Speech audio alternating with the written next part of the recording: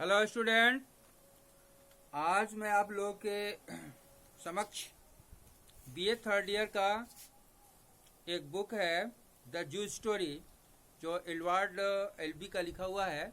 Edward Elby जो है America के जो है एक लेखकों में से एक है। Edward Elby is one of those American play rights who rose to eminence in the 60s. He is one of the few American dramatists whose popularity have been continuously growing since the Second World War. He is regarded as the internationally best known American playwright of the 60s. He came to first since mid-century and became the favorite of the audience more quickly than did O'Neill.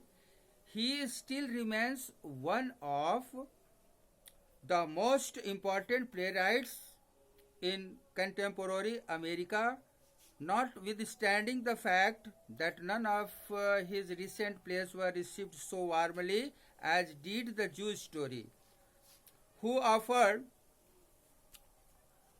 Jewish story और American dream. इनके दो play rights हैं जो बहुत ही उनकी popular हुआ, ये दोनों प्ले राइट। और यह जो है समाज को देखते हुए एडवर्ड एल्बी ने जो है इस नाटक का जो है परफॉर्म जो है अमेरिका में इन्होंने 1960 के दशक में न्यूयॉर्क में किए, और बहुत ही इससे जो है उनको पॉपुलैरिटी मिली, पॉपुलर हुए समाज में। तो एडवर्ड एल्बी का जो है शुरुआत जो है इनका जो है छोटे छोटे जो है लेखों से जो है शुरू होता है। इनकी कहानी जो है अजीब सी है। इनका जन्म जो है वाशिंगटन डीसी में हुआ 12 मार्च 1928 को। तो वाशिंगटन में Edward Albee took birth in Washington DC on March 12, 1928 को। He was adopted at the age of 2 weeks. 2 सप्ताह के थे तो एडॉप्ट किए गए थे रेड एल्बी के द्वारा। Honour of the famous chain of Keith Albee, एक थिएटर में काम करने वाला, एंड हिज सेकेंड वाइफ जो है फ्रांसिस, जो रेड एल्बी की जो सेकेंड वाइफ थी एल्बी, जो सेकेंड वाइफ फ्रांसिस जो थी, इट इज सपोज, ऐसा उम्मीद किया जाता है कि that Frances wanted to adopt a child, for she did not like child rearing. Edward's childhood was spent in the nursery of luxurious.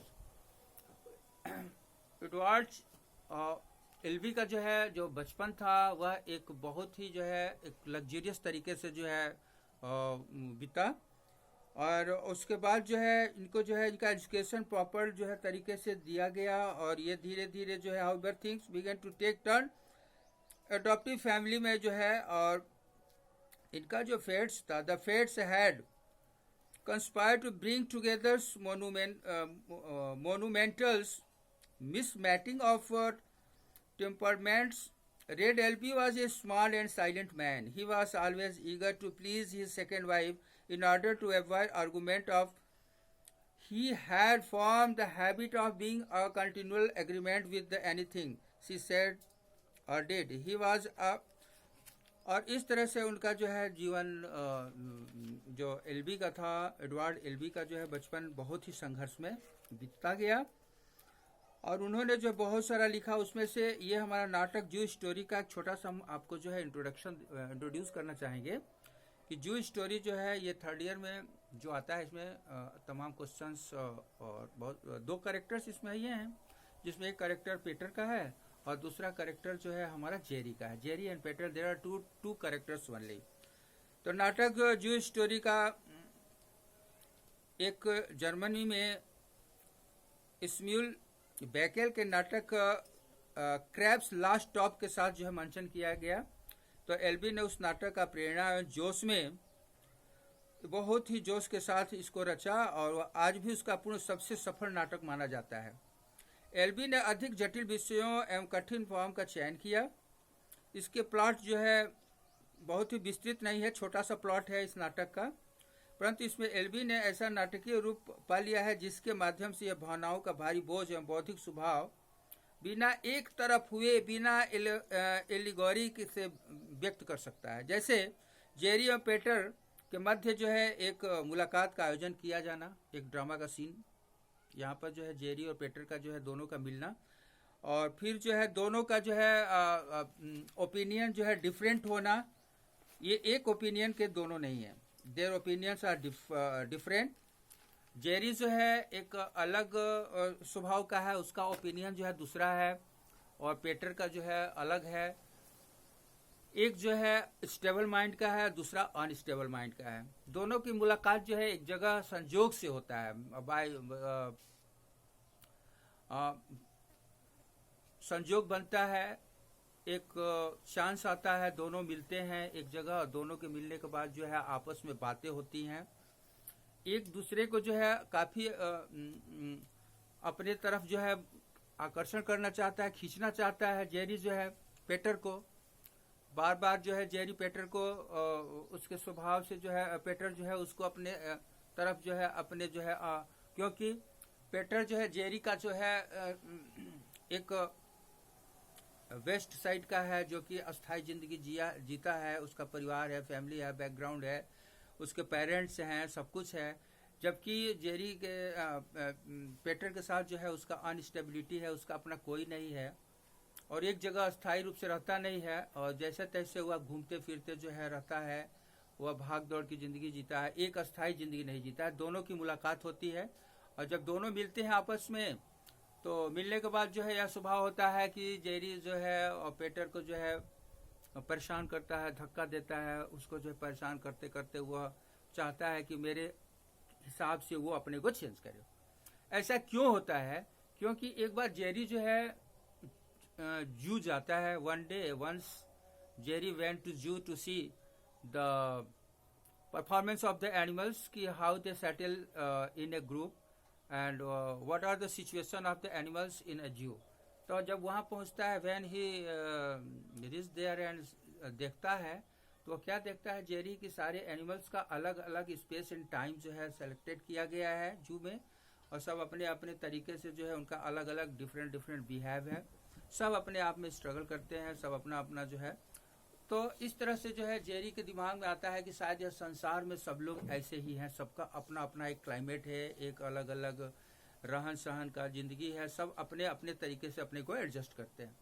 फिर वह लास्ट में देखता है कि यह जो है, जैसे मैंने लिखा है कि death is the end of struggle, अंत तक जो है एक ही संघर्ष करते करते करते करते एक संसार में जो है मनुष्य का जो है मृत्यु हो जाता है। और वही जो है जेरी के साथ वही घटना जो है वही होता है।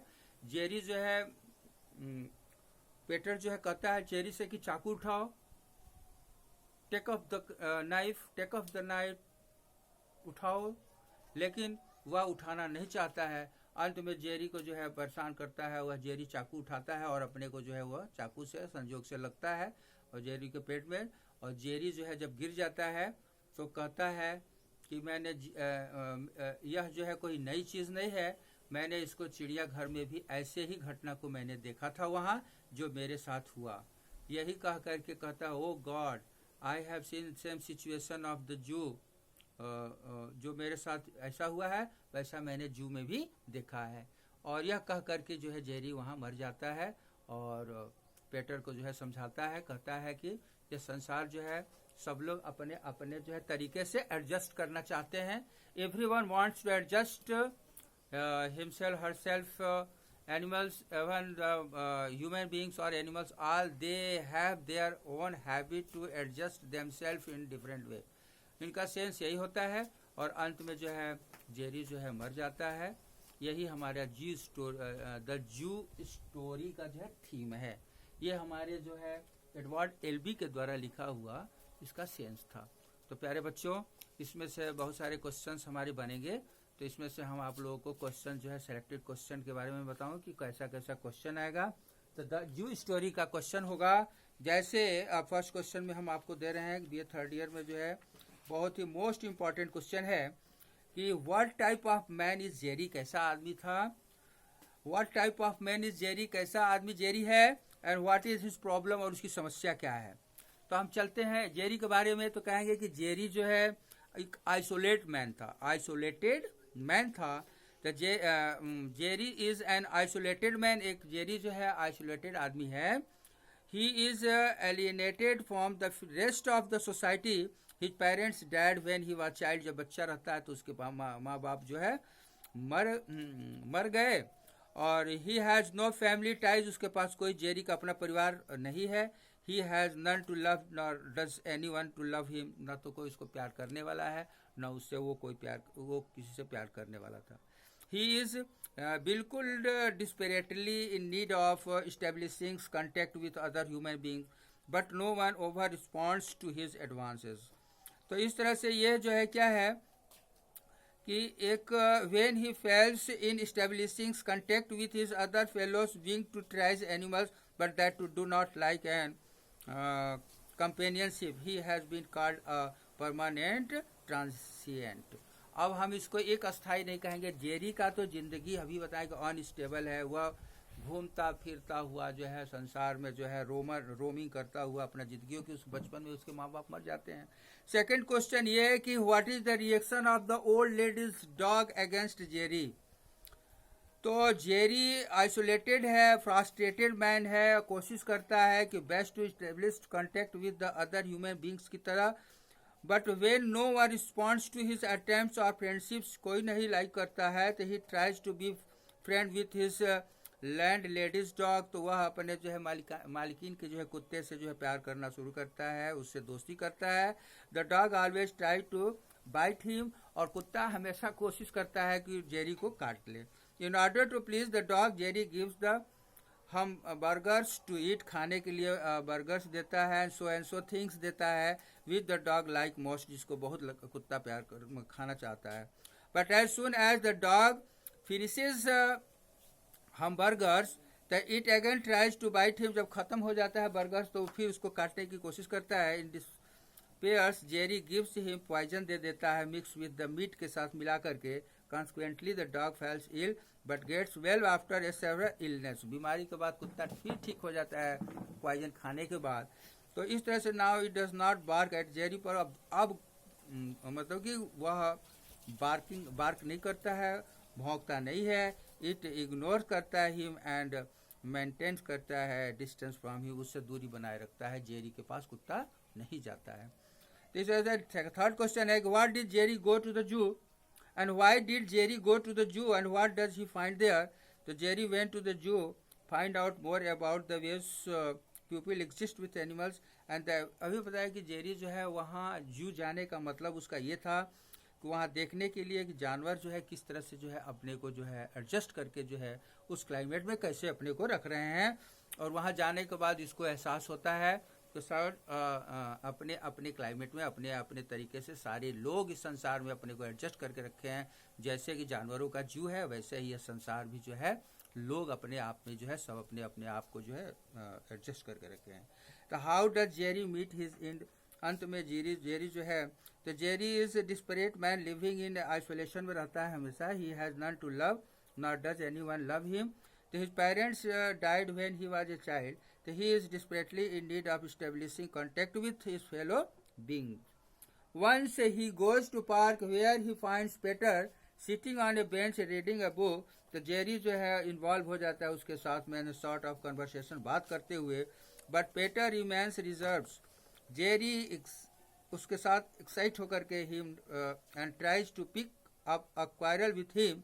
ही take out a knife from his pocket and lets it drop on the ground. As soon as Peter picks up the knife and holds it in self-defense, Jerry lets him fall on the knife and thus gets himself killed, saying, "Oh my God!"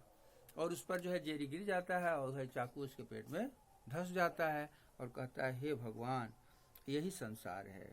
तो what information do we get about the Peter's life, से क्या हमको मिलता है पेटर्स life से।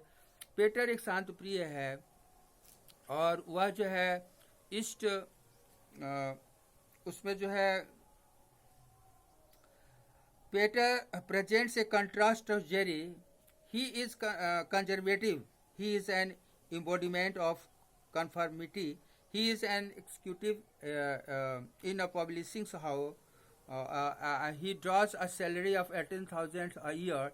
He lives in the elegant East 70s में रहता है. He has a wife रखा है, 2 daughter है, 2 parakeets and 2 cats, and he is a peace loving man है. He represents the type of people who live in their own paradise. He is unaware of the areas of darkness and terror found around him. He is a reluctant but polite. ये हमारा question Edward का जो है, Edward Albee views about the theatre of the absurd.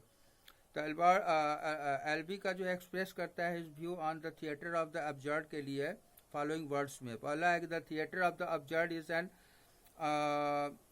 absorptions in art of certain existentialist and post-existentialist philosophical concepts having to do in the man, with man's attempts to make sense of himself out of the. तो इस तरह से जो है हमारा जो है ये क्वेश्चन हुआ प्यारे बच्चों. तो हम अलग अलग डिफरेंट टाइप्स का क्वेश्चन इसमें जो है हमारा द जू स्टोरी में होंगे. बीए थर्ड ईयर का यह बुक हमारा जो है एडवर्ड एलबी का लिखा हुआ है, द जू स्टोरी. इसी के साथ जो है आप लोगों का नेक्स्ट प्रोग्राम में मैं आप लोगों का इसका क्वेश्चन आंसर ब्लैक बोर्ड पर बताते हुए आप लोगों को एक्सप्लेन करूंगा. और इसके बाद जो है जू स्टोरी के बाद अगला थर्ड ईयर का ही बुक होगा. तब तक के लिए धन्यवाद.